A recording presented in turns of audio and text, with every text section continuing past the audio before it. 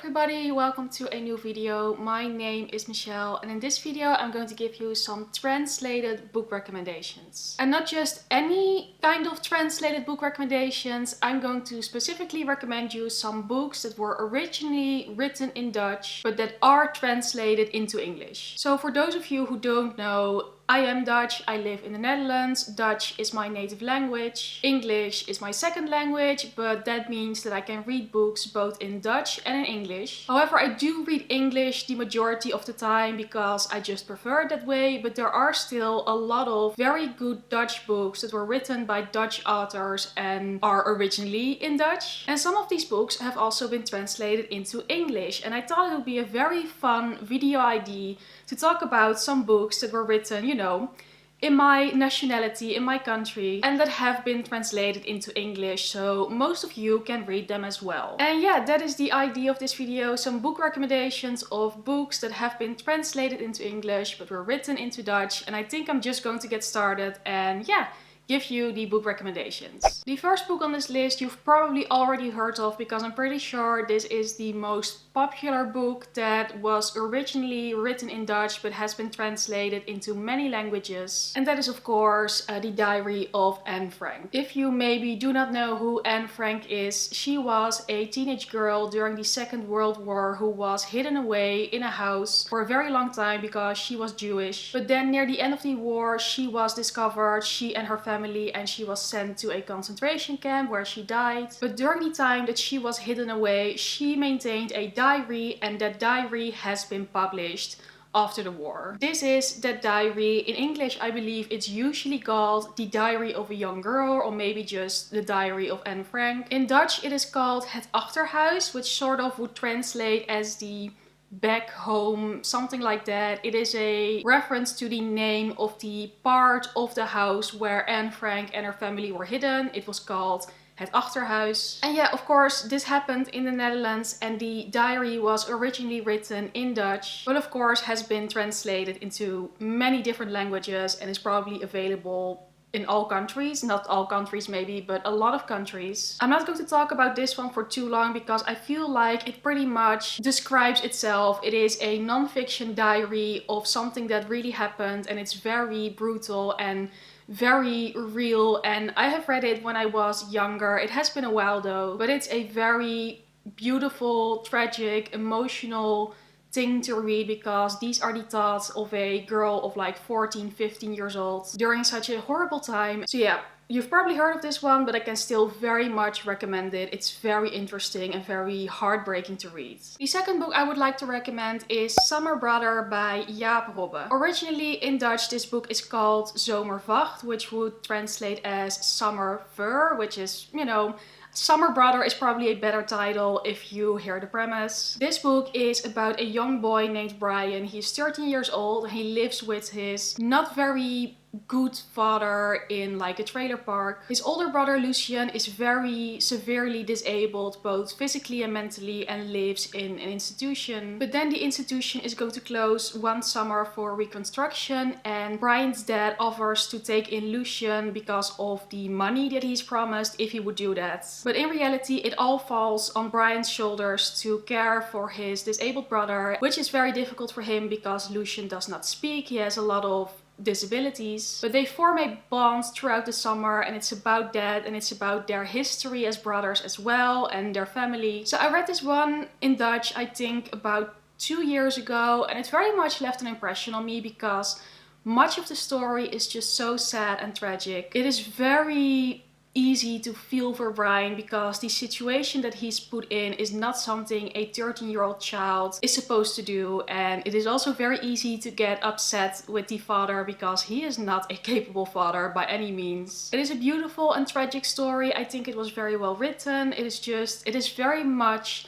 character based. It's not really plot driven because it's very much about the characters and how they deal with it, but it is beautiful. It is just, I really enjoyed it, and I saw that the translation came out recently. I saw it lying around in the bookstore in English. Again, a book I would recommend, but I do want to add that this is a bit of a sad one. Like, you should not pick this up if you're looking for an uplifting, happy book, because this is not really it. The next book I want to recommend is The Twins by Tessa Delow. This is actually a book I had to read in high school, but it's also the only book of the reading list in high school that I actually enjoyed and that I had a really good time reading. So the twins start off with two elderly women meeting each other at a spa and discovering that they are actually each other's long lost twin sister. One of them is named Lotte. She grew up in the Netherlands, and the other one is named Anna, and she grew up in Germany. They were separated when they were 6 years old. They had met each other later in life, but the events of World War II and the fact that their two countries were at war kind of put a strain on the relationship. So this book, it takes place during present day when they are elderly and when they look back on their lives, but then it also tells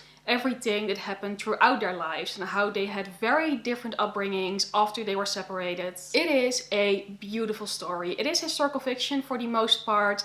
It is so interesting to read, and you feel so sad for both of the twins. Being separated like that, you feel the trauma with them, and also how they grow up, how they have different experiences. And especially the events of World War II are very important, and it's just, wow. This is one of my favorite originally Dutch books. It is very good historical fiction. Again, it's the only book I've ever read for school that I actually enjoyed.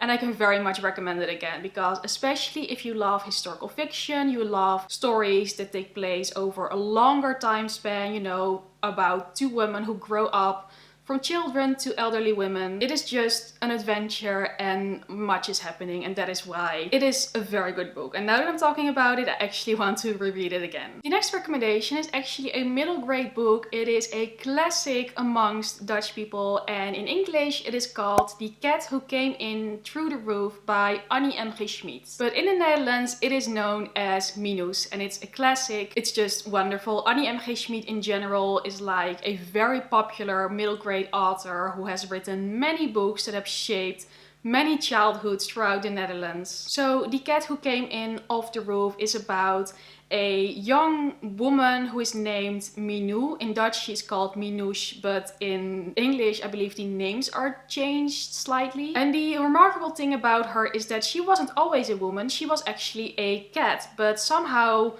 while drinking a very weird poison, whatever, she gets transformed into a woman. She very much wants to be transformed back into a cat, but in the meantime she meets this man who is a journalist, and his name is Tibbe, or Tibble, I think it's in English. And they start working together because Minou still has the ability to talk to cats, even though she's now also a woman, a lady, and she can talk to humans as well. So she uses the cats sort of as her personal, news delivery service. And that way she and Tibbe, or Tibble, work together to provide news, and there's much going on. It's a heartwarming, beautiful middle grade book. It is cute, it is fun, it is just, I grew up with it. There's also a very famous movie, or like famous in the Netherlands, that stars Carice van Houten before her Game of Thrones fame as Minus, and it's just, yeah, Annie M. G. Schmid in general is a very big part of my childhood. I've read so many books by her. I absolutely love that this one is translated into English. If you are into middle grade,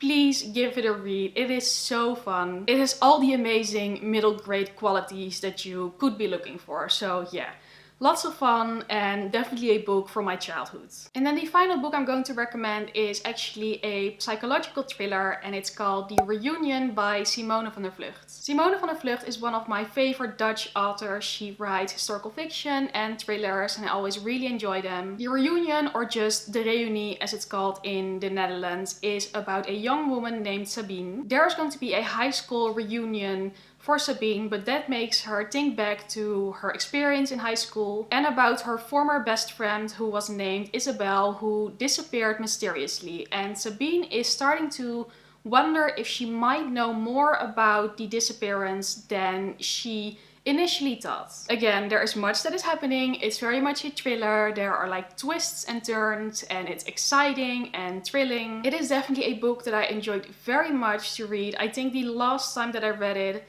It's actually not that long ago, because I believe I also listened to the audiobook somewhere this year, so it's actually not that long. But I also read it multiple times throughout my teen years because I just really loved psychological thrillers at the time. And this one is fun and interesting and just very, very like, ooh, yeah, you will be on the edge of your seat. I'm not going to pretend like it's the perfect book or whatever. There are definitely some flaws in it as well.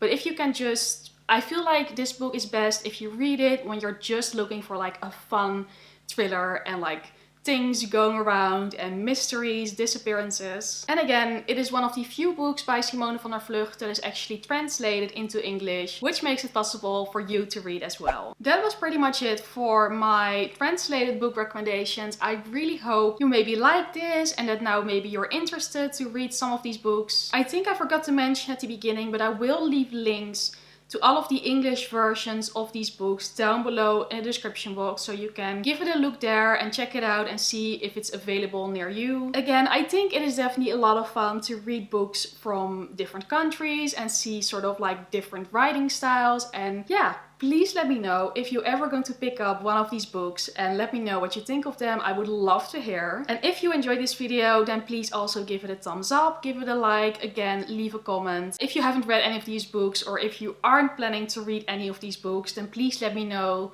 which one sounds the most interesting to you. I would really appreciate all the input and the support, and then hopefully I will see you again very soon in one of my next videos. Bye!